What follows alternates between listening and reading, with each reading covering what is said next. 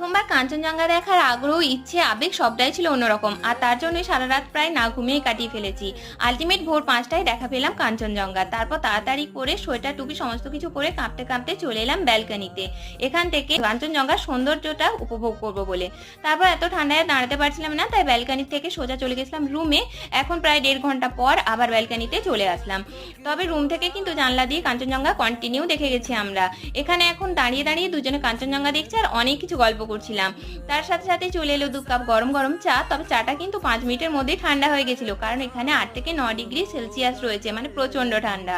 তারপর চাটা খেতে খেতে মনে পড়লো না না, আর কাঞ্চনজঙ্ঘা দেখলে হবে না, এবার রুমে গিয়ে ফ্রেশ হয়ে রেডি হতে হবে। তাই রুমে এসে ফ্রেশ হয়ে রেডি হয়ে গেলাম। এবার যাবো পেলিং এর সাইড সিনের জন্য। তো চলো ব্রেকফাস্টটা সারি। তো ব্রেকফাস্ট সারলাম লুচি, ঘুগনি আর ডিম ভাজা দিয়ে। ততক্ষণে গাড়িও চলে এসছে। এবার গাড়িতে উঠে পেলিং এর সাইড সিন করার পালা। তোমরা বড় ভিডিওটা দেখে এসো, আপলোড করে দিয়েছি। টাটা।